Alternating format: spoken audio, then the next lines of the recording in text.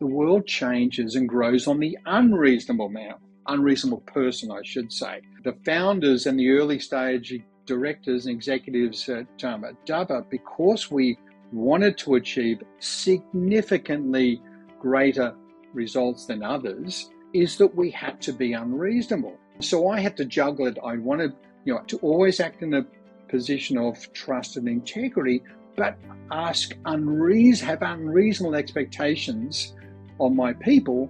And they'd often say, well, you just don't listen to me. You're not really caring about me. And I'd say, well, I am, but we can be bigger than this. And that was part, I know I gave a lot to you there, Pri, but it's part of that challenge of creating that culture. You want to have a culture based on trust. You want to have be high energy. You want to have that sense of achievement and accomplishment. But in a scale-out business, startup and scale-out business, senior executives need to have unreasonable expectations on their people.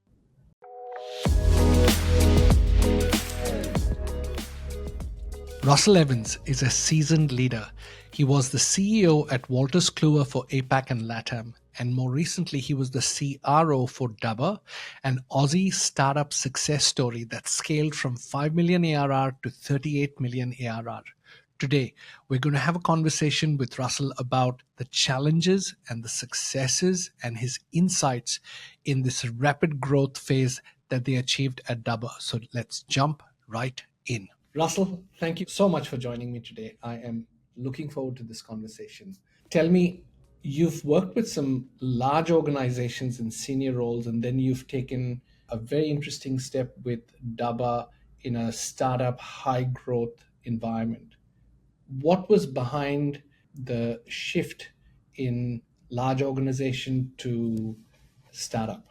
Yeah, good question. And traditionally, if you look through my career, traditionally, I've worked for large, complex organizations, Xerox, Vodafone, IBM. I'd been at IBM for 5 or 6 years.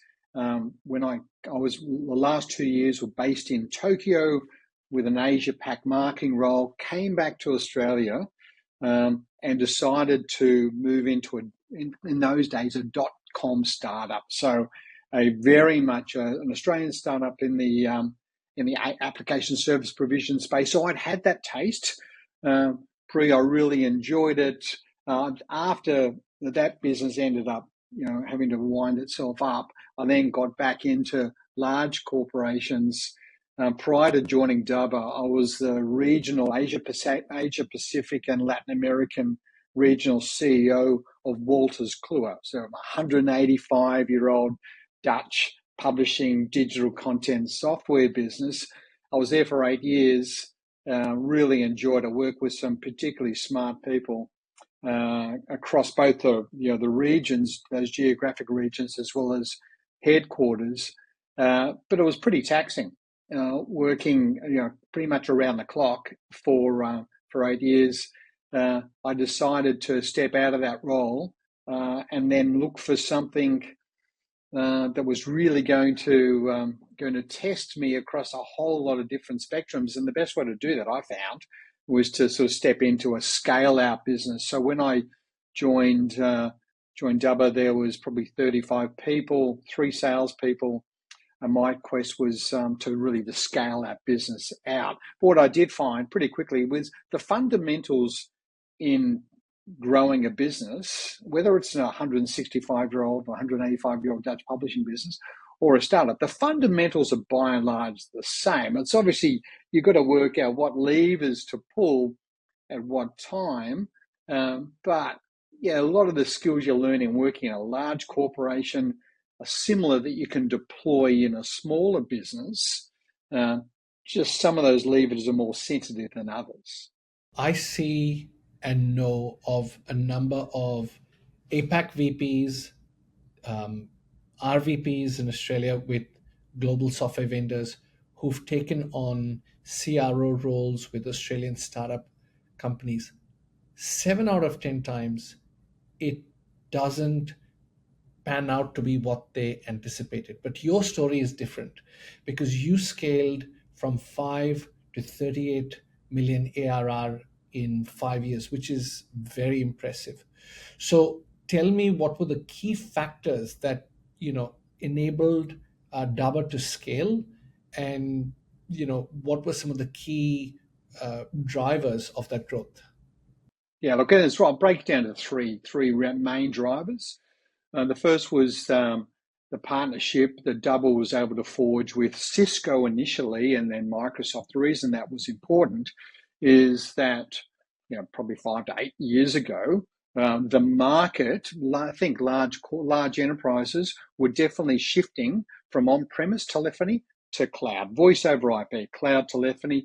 Category is called unified communication as a service. Cisco are having a huge play in that space.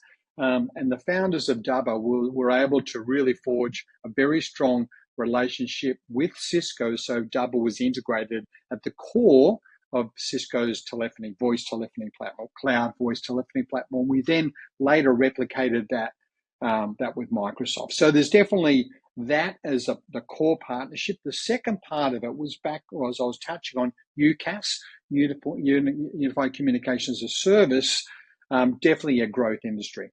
It's tapering off a little bit now. I'm starting to mature, but when I came on board into Dubba 5 or 6 years ago, very large total addressable market, and the category, depending on the region, the category was growing by 18 to 22%. So good, sizable TAM, aggressive growth.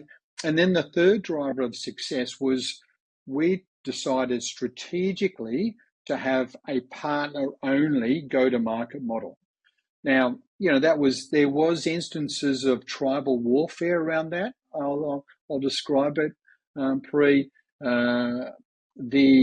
of the main founders of Dubba, a guy called James Slaney, very hands-on, kind of the brains of the organization, and I used to butt heads because we did have an urgency. There was an urgency around a land grab. There was definitely an urgency on delivering our quarterly annualized recurring revenue target. So I was, as a CRO, was always on the quest to get that, deliver growth.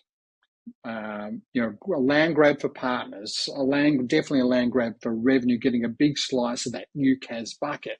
And the temptation from time to time, though, even though we're very partner-centric, if a partner, AT&T in the US, is saying there's this really good opportunity over here at Bank of America or Wells Fargo, the temptation for me to say, well, you guys can be very slow with that. Let me at it. Let our sales team at it. You guys park yourselves for a second, and we will then look like an enterprise sales organization.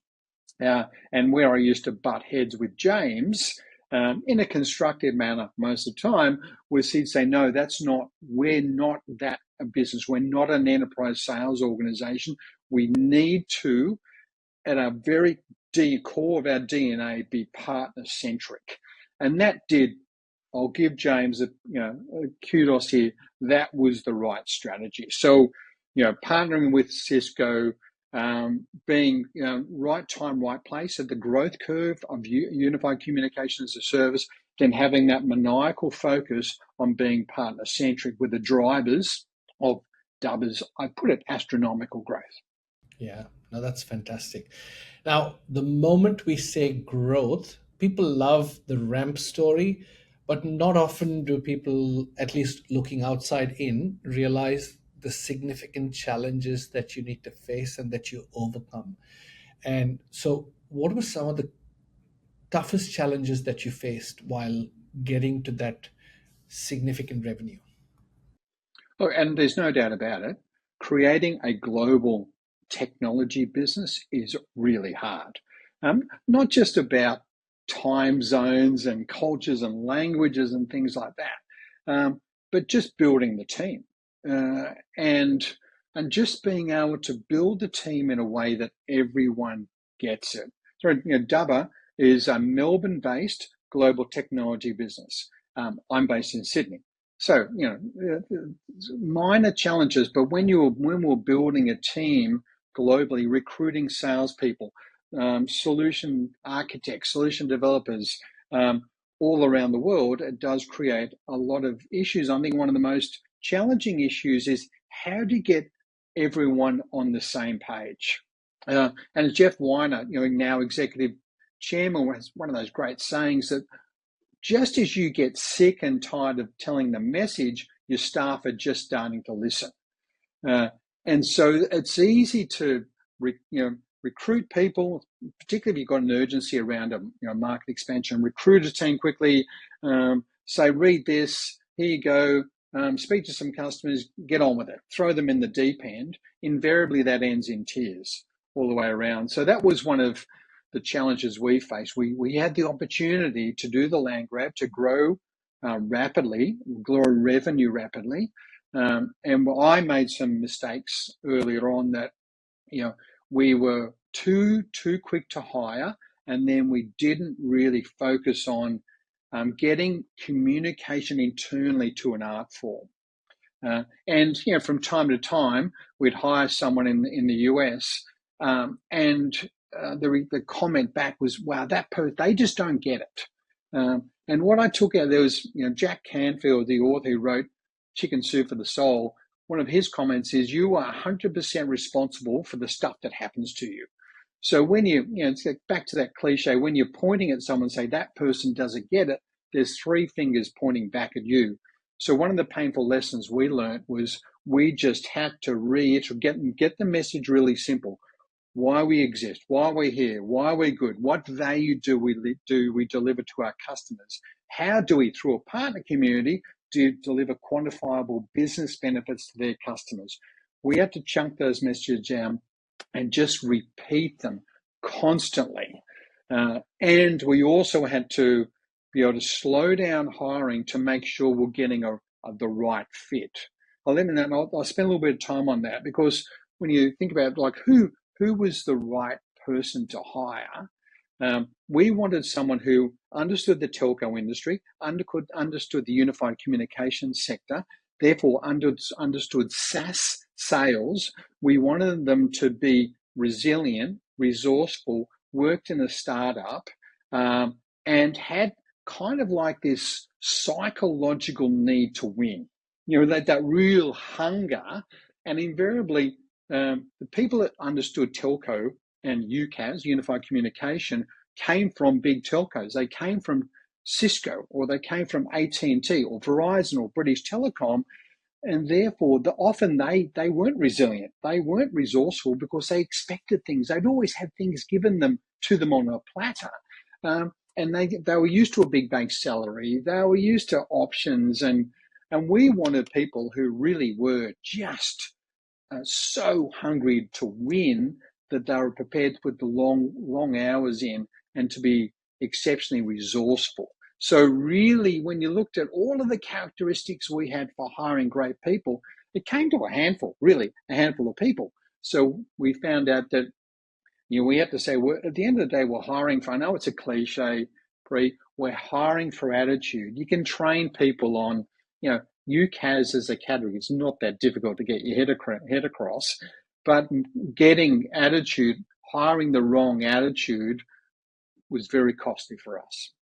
Yeah, now that you articulated it so well, is that the experience and the exposure that you get from people who come out of large organizations often is very good. However, the resilience, the determination to win, and the ability to do it on your own, especially where every person in a startup makes such a big difference, you don't find enough of that with large organizations, because they've been used to big brand names, a lot of support structures, and so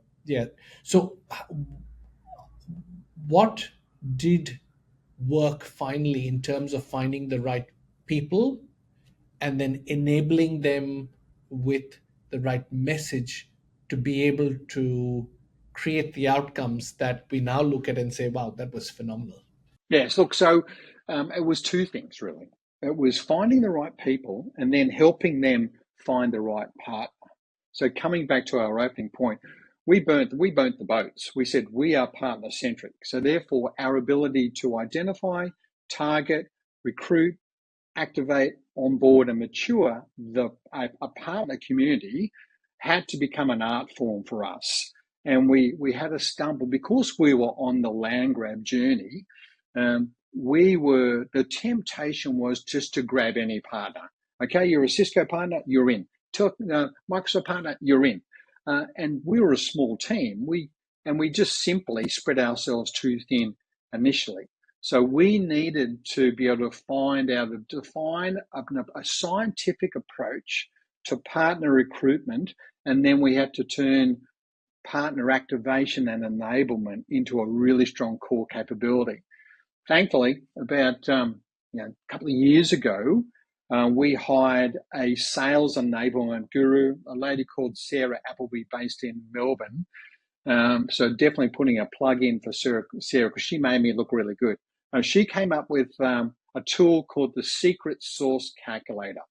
And what that was all about is, as we're looking to recruit a new partner or invest in an existing partner, say a partner comes to us and said, we want 20 grand for a campaign, an event, a promotion. In the past, we weren't scientific enough in really determining how we make decisions. What's our criteria? Sarah brought with her and tailored the Secret Source Calculator.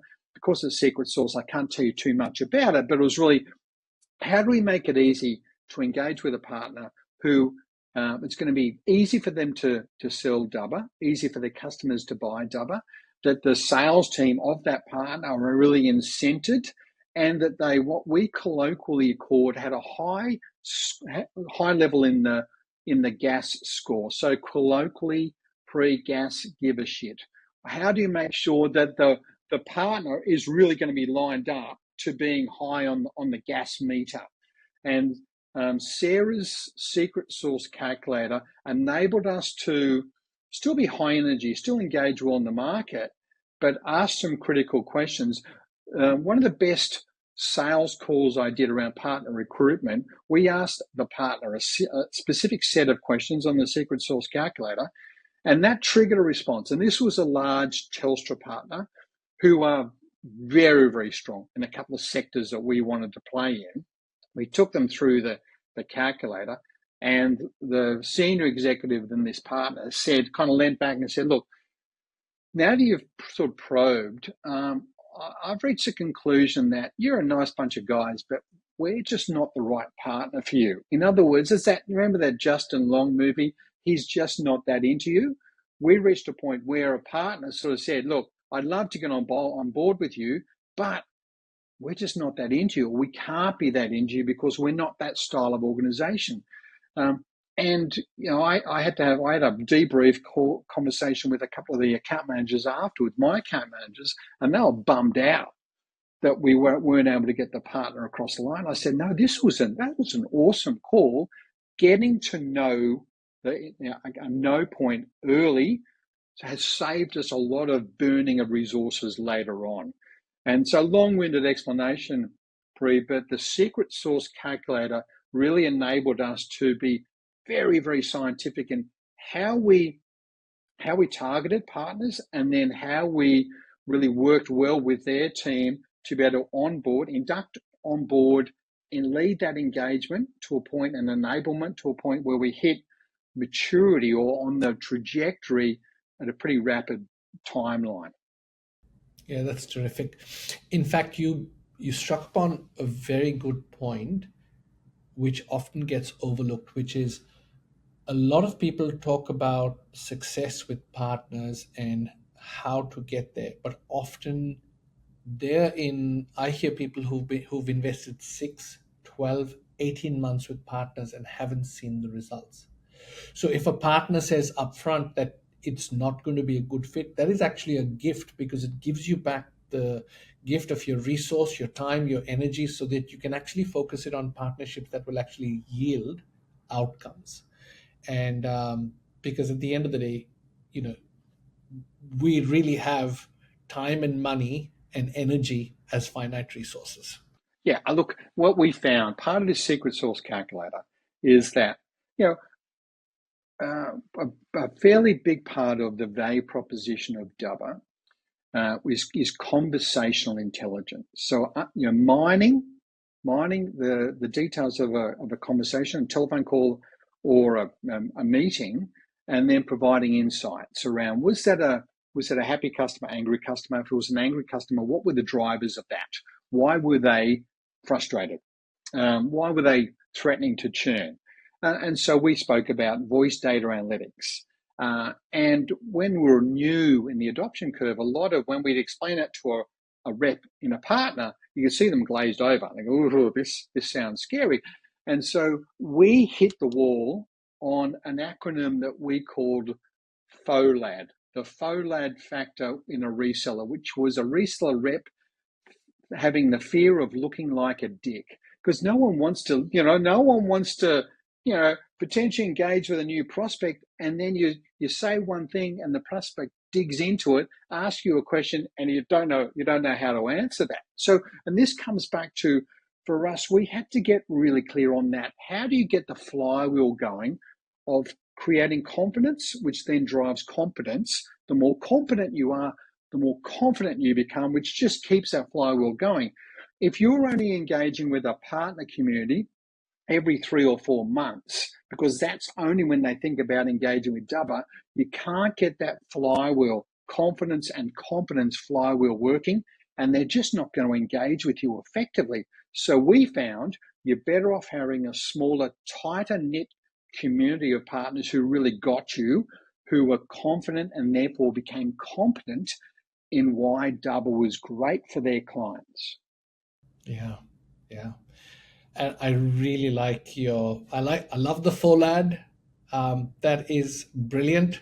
And I really like the competent and confident model, because when you are enabling partners, you want to make sure that they really have what they need to be able to communicate that message. So tell me, in terms of building a strong sales culture, what practices or principles would you prescribe that are good ingredients? Yeah, look, it's one of those questions I've pondered for 30 years, and I've read a lot. I've listened to your podcast, fascinated by the people you interview, Pre. And so I think that you can't just inject culture into people. It's got to be it's got to be a living, breathing organism. So it's part of back to that, the conversation we had earlier around how we went about building a global team by recruiting well. And so I think you've got to be able to work out, how do you interview for a cultural fit? Because you can always evolve who you want to be, but you've got to be able to recruit people who what you want to be is going to resonate well with them. That they're going to say, sure, I get you, and I'm willing to tweak who I am a little bit because I want to fit in your club. And so, we were always intent. We wanted to make sure that we were a high energy organization, that we weren't full of pretense. It was a pretty flat organization. We were a shoot the breeze style business. So therefore and this was the tough balancing act. We didn't want to hire a lot of lone wolves. But as you know, really high-performing salespeople tend to be get out of the way, give me the brief, leave me to it. Don't micromanage me. And look, so we needed to get those, as I mentioned before, somewhat a pathological need to win, but also shape them so they were happy to chew the fat, shoot the breeze, whatever one when you want to use there. So that was part of us building out that culture of just shared knowledge, a shared desire to grow, to win. And underpinning that, we have to be data rich. We have to be able to say, this is where we are now, this is where we're going to go, to get that clarity, alignment, and accountability. That's so important. Those three aspects are so important, that you're trying to establish a global organization, and data is a big part of that. As in, this is where we are now. Here's our performance cadence. This is what it looks like. By the way, we're moving there because here's some data around addressable market. Here's some data around growth. Here's some data around product market fit. So, we had to have a level of science underpinning that culture of hunger and drive, and with an educated edge to that. So if we did have some gung-ho salespeople, we could say to them, and they were reflecting back to us on their learnings, we could say, fine, the data's telling us if you want to win, go over there, be back with those partners, these types of partners. And so that was a big part of that, the cultural glue. And look, the other aspect of it is, I'm an open, transparent sort of person. You kind of, get what you see with me. And I find that's one of the better ways to build trust. It's all those Patrick Lencioni books around how do you build a high performing team? You've got to have that foundation of trust. And if you're not authentic, if you're not prepared to listen, you can't build that trust. So that was always a part of who I've been historically in how I build a team, is me acting in a trustworthy manner. But I've also got to be able to balance that with a level of being unreasonable. I'm not sure if you've read much about Don Valentine when he really grew Sequoia Capital. What they were looking for, Sequoia was looking for, was that kind of quadrant of, y-axis is what is the TAM, what's the product market fit, what's the growth of the industry, and then their x-axis was about the founders, the leaders of the business. Are they reasonable or unreasonable? When, of course, Don Valentine's premise was that the world doesn't change on the reasonable man. The world changes and grows on the unreasonable man, unreasonable person, I should say. So what, the founders and the early stage directors and executives at Dubba, because we wanted to achieve significantly greater results than others, is that we had to be unreasonable. So I had to juggle it. I wanted, always act in a position of trust and integrity, but have unreasonable expectations on my people. And they'd often say, well, you just don't listen to me. You're not really caring about me. And I'd say, well, I am, but we can be bigger than this. And that was part, I know I gave a lot to you there, Bree, but it's part of that challenge of creating that culture. You want to have a culture based on trust. You want to be high energy. You want to have that sense of achievement and accomplishment. But in a scale-out business, startup and scale-out business, senior executives need to have unreasonable expectations on their people. That is so good. I have made notes about the book that you've mentioned. So the Sequoia Capital founder, I will go. What's the name of the book, though? Well, so look, there's a lot around on Don Valentine. He's passed away as the founder. But you look at Rolf Beuter, who's one of the now senior executives at Sequoia. He did an awesome interview podcast with Tim Ferriss. Not as great as one of your podcasts, but it's the Rolf Beuter, Tim Ferriss podcast, legendary, just around Sequoia's, how they've supported founders and how they've made decisions on who to invest in and who not to invest in. That's brilliant. I am a Tim Ferriss fan, and I am very familiar with Sequoia. I'm also an investor in a bunch of different companies, some early stage, some very, and I was thinking of Brian Chesky and Airbnb, and this, even the DoorDash story around founders who are unreasonable, right? And I love quadrant. So you've given me so much in this. This is brilliant. Thank you so much. I want to ask you one more question before we wrap up. There are so many different influences as you go through this journey of growth, which include managing the expectations of investors and stakeholders. So how do you, what advice do you have for other CROs, other CEOs and founders who are dealing with these different pressures? How did you continue to keep moving forward quarter in, quarter out and making progress? Yeah, so there's a couple of points there. One is that sort of that getting the right balance between shareholders, investors, and your own quest as a group of executives, and Dubba found that challenging towards the end because we were just growing rapidly. Revenue growth. When I say growing rapidly, ARR growth, 60 to 70% year on year. Even when we matured, it was still growing at 10 to 12% per quarter.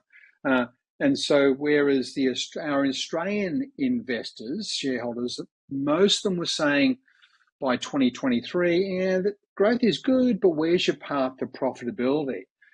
And we had a level of stubbornness to say, we'll get there. We will, let's, can't really use the D word, but well, anyway, let's dominate the market and then profits will come after that. And so a lot of tech companies at the start of 2023 really missed that strong direction from shareholders about, no, okay, what our preference is, dial back revenue growth at all cost and show us that path to profitability, get your sort of EBITDA margins up. But that was a tough balancing act. But for me, look, it came back to the basics of that Jeff Weiner quote. You've got to reiterate the message 10 to 20 times before not only your staff really start to listen, but your board, your major shareholders, current investors, future investors. You've got to simplify the message, not make it simple, but simplify it and then just reiterate it until you're sick of telling it, because by then that community are only starting to understand it. Russell, thank you so much. This has been incredibly insightful. I already know that this is going to help so many people who are at a crossroads sometimes when they're in large organizations and thinking about whether they should go and be tempted to go work for a startup. And I think that you've given a lot of food for thought. So thank you so much. I appreciate it.